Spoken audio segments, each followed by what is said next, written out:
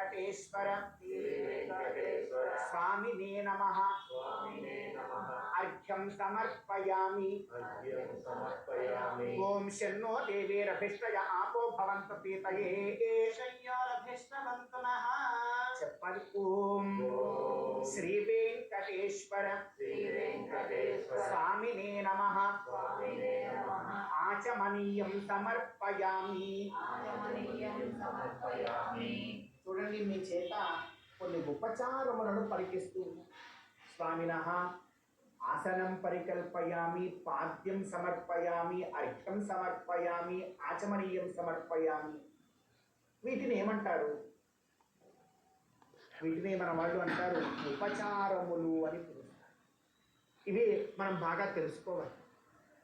ఈ భగవత్ కైంకర్యంలో ఉండేటువంటి ఈ విశేషములను ప్రతి గృహానికి గడప గడపకి చేరి తెలియజేయడమే ఈ గృహార్చన కైంకర్యం యొక్క సార్థక్యం. కనుక భగవంతుడికి ఆరాధన చేస్తూ ఉంటే ప్రధానంగా ఆచరించవలసినటువంటి ఉపచారాలు ఆసనం, పాద్యం, అర్ఘ్యం, ఆచమనం. ఈ విషయం బాగా మనం గుర్తుపెట్టి, ఈ ఉపచారములు లేనిదే భగవత్ కైంకర్యము అస్సలు ఏమాత్రం కూడా ముందుకు సాగదు. మేము ఒక మంత్రం చెప్తా, మంత్రోచ్చారణ మనకు రాకపోయినా పర్వాలేదు, భగవంతుడి యొక్క నామం వచ్చు కదా. గోవింద అనలేమా, శ్రీ వెంకటేశ అనలేమా, శ్రీనివాస అనలేమా.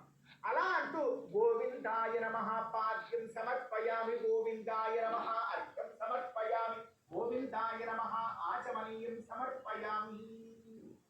ఇలా ఒక 4 ఉపచారాలు చేయగలిగితే ఈ ఆసన, పాద్య, అర్ఘ్య, ఆచమనీయ ఉపచారములు ఏవైతే ఉన్నాయో ఈ కాస్త ఉపచారములు చాలక ధర్మార్థ కామ మోక్షములను మానవులకు అందించేస్తాయి.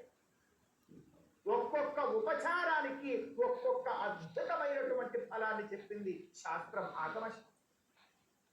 అటువంటి ఉపచారాలు మనం ప్రస్తుతం గోవిందుడికి ఆచరించబోతూ ఉన్నాం.